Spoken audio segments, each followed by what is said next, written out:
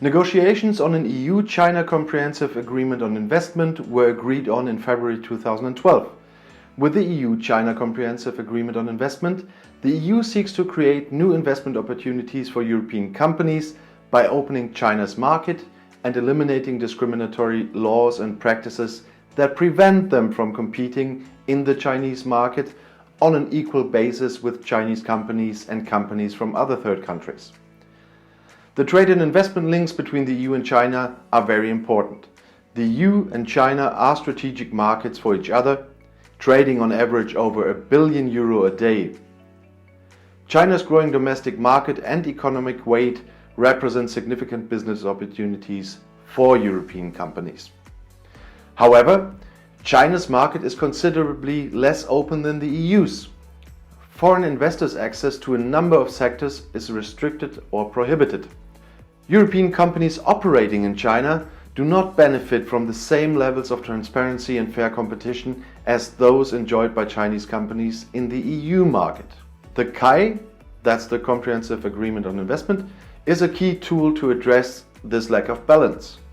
The EU and China launched negotiations on the CAI in 2014.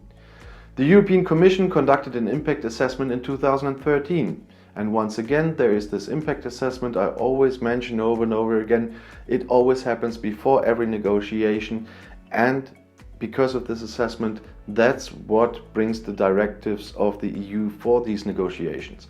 And so you can't copy and paste anything for another country. And this sustainability impact assessment was carried out between 2015 and 2018. You see, even this assessment took 3 years. That's why negotiations take quite some time.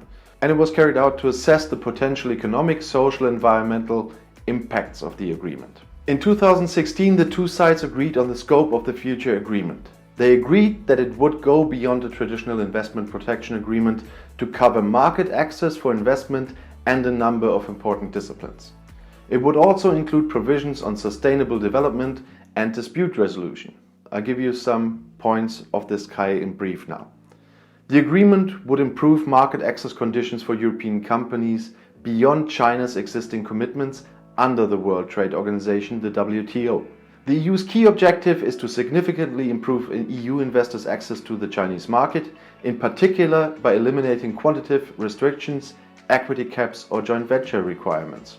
The agreement should also ensure that our companies compete on an equal footing when operating in China compared to Chinese and third country companies. To that end, the EU seeks to achieve non-discriminatory treatment, prohibition of performance requirements, in other words, measures requiring investors to behave in a certain way or to achieve certain outcomes, including those leading to forced technology transfer, and equal participation in standard-setting work.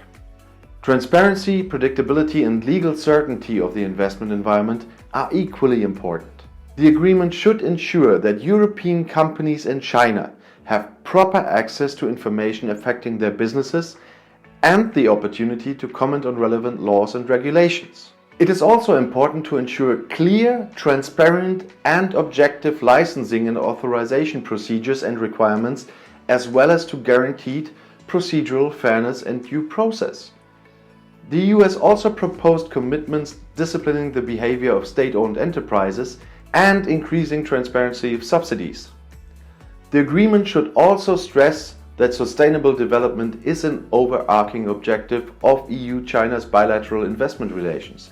To this end, it should include adequate commitments regarding labor and the environment.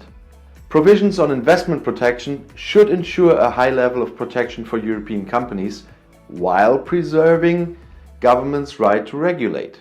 The agreement should reflect the EU's reformed approach to investor-to-state dispute settlement, the so-called investment court system. The agreement will include provisions for dispute settlement, state-to-state, and an institutional framework to monitor its implementation.